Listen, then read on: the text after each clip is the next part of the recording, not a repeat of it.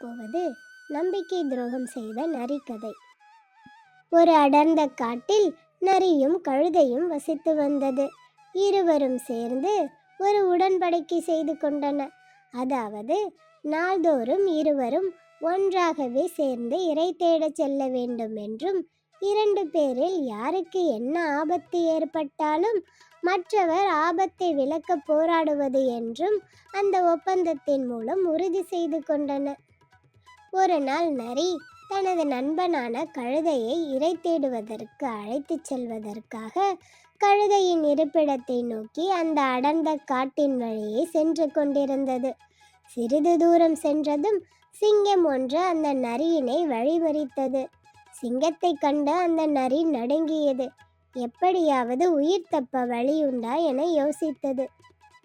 சிறிது நேரம் யோசித்த நரி உடனே சிங்கத்தை நோக்கி, மன்னாதி மன்னா, அற்ப பிராணியாகிய என்னை கடித்து தின்பதால் உங்கள் பசி சற்றும் அடங்கப் போவதில்லை. உங்களுக்கு நான் மாற்று ஏற்பாடு ஒன்றை செய்ய முடியும்.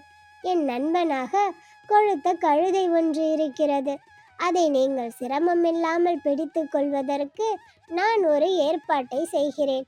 அந்த கழுதை 2-3 நாட்களுக்கு உங்கள் உணவுக்கு ஆகும் என்று கூறியது. அந்த யோசனைக்கு சிங்கமும் ஒப்புக்கொண்டது. நரி சிங்கத்தை ஓரிடத்தில் மறைவாக இருக்குமாறு கூறிவிட்டு கழுதையின் இருப்பிடத்திற்கு சென்றது. அங்கே கழுதையிடம், நண்பனே, இரை தேடச் செல்லலாமா என்று கேட்டு கழுதையை அழைத்து கொண்டு சிங்கம் மறைந்திருந்த இடத்திற்கு வந்தது. கழுதை சிங்கம் மறைந்திருந்த இடத்திற்கு அருகாமையில் வந்ததும் சிங்கம் கழுதையின் மீது பாய்ந்து அதை கொன்றது. பிறகு சிங்கம் நரியின் மீதும் பாய்ந்து பிடித்து கொண்டது. நரி பதறி போய், மகாராஜா, எனக்கு பதிலாகத்தானே கழுதையை காண்பிக்க வந்தேன். இப்போது என்னையே கொல்ல வந்து விட்டீர்களே என்று நரி நடுக்கத்துடன் கேட்டது. நெருக்கமான நண்பனையே காட்டிக் கொடுக்க தயங்காத உன்னை நம்ப முடியாது. நாளை நீ உயிர் தப்புவதற்காக பலம் வாய்ந்த ஒரு விலங்கிடம் என்னை காட்டிக் கொடுக்க மாட்டாய் என்பது என்ன நிச்சயம்? ஆகவே உன்னை உயிருடன் விட்டு வைக்க கூடாது என்று கூறிக்கொண்டே சிங்கம் நரியை கொன்று வீழ்த்தியது.